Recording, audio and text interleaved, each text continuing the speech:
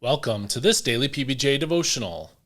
Read 2 Kings 22 and Joel 1 today. This devotional is about Joel 1. This is the word of the Lord that came to Joel, son of Pethuel. Hear this, O elders, and give ear, all who dwell in the land. Has anything like this ever happened in your days, or in the days of your fathers?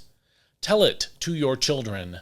Let your children tell it to their children, and their children to the next generation. What the devouring locust has left, the swarming locust has eaten. What the swarming locust has left, the young locust has eaten. And what the young locust has left, the destroying locust has eaten. Wake up, you drunkards, and weep. Wail, all you drinkers of wine, because of the sweet wine, for it has been cut off from your mouth. For a nation has invaded my land, powerful and without number. Its teeth are like the teeth of a lion, and its fangs are like the fangs of a lioness. It has laid waste my grapevine and splintered my fig tree. It has stripped off the bark and thrown it away. The branches have turned white.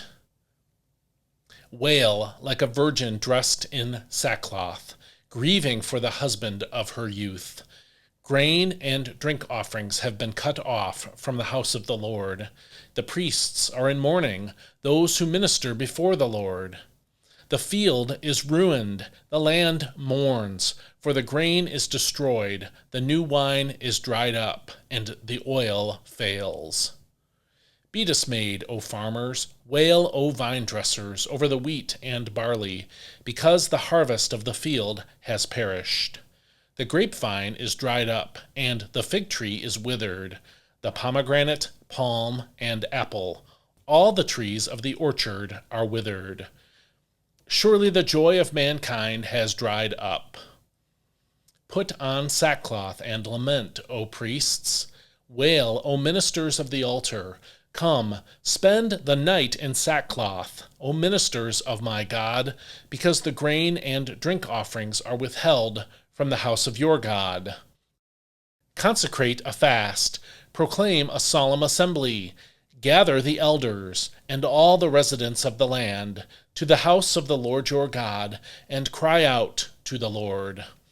Alas for the day of the Lord is near, and it will come as destruction from the Almighty.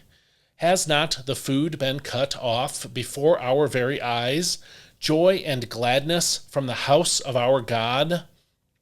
The seeds lie shriveled beneath the clods. The storehouses are in ruins. The granaries are broken down, for the grain has withered away.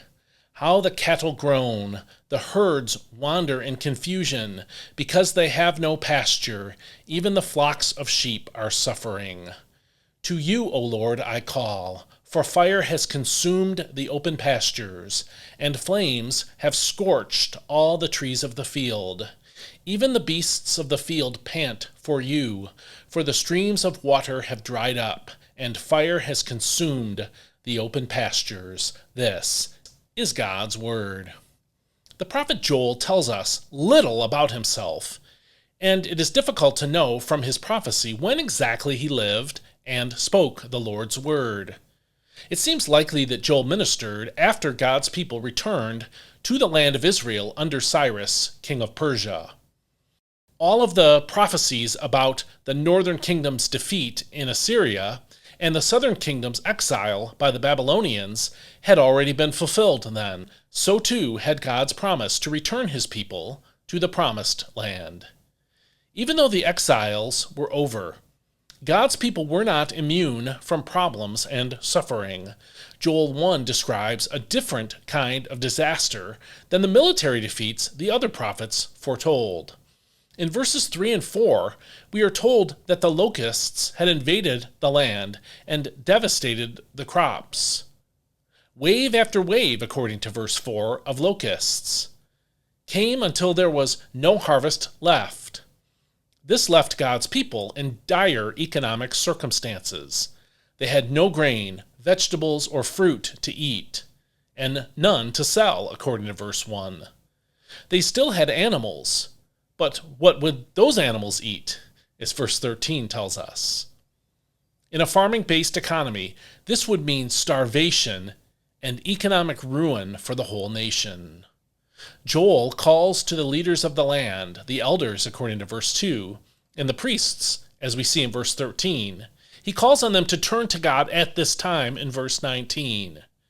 This is one human response to a problem like this. The other is to reject God, to curse him and die, as Job's wife counseled him to do, at another time in another place. What is the most devastating thing that has ever happened to you? Losing a war against a world power like Israel did to Assyria and Judah did to Babylon would be devastating. None of us have experienced anything like that, thankfully. But have you faced an economic wipeout, a bankruptcy, unemployment, or something else? Did it bring you before the face of God in prayer, pleading for his help? Or did it make you bitter against him and cause you to turn away from him in anger? God allows many kinds of trials into our lives, according to James 1, 2 through 12. All of those trials are designed to reveal whether we really love and trust God, or if we say and act as if we love and trust him while things are good.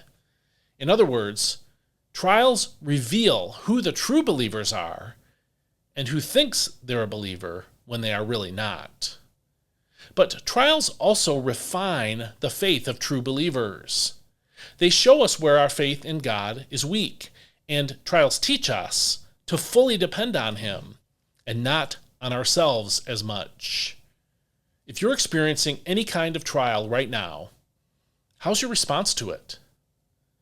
Does Joel's call to come before the Lord speak to you about your need to lean on the Lord more than ever at this time? I hope that's your heart response, and I hope that after watching this or listening to this, you'll turn to the Lord in prayer and come before him with your need. And we'll see you next time. May God bless you. Hope you have a great day today.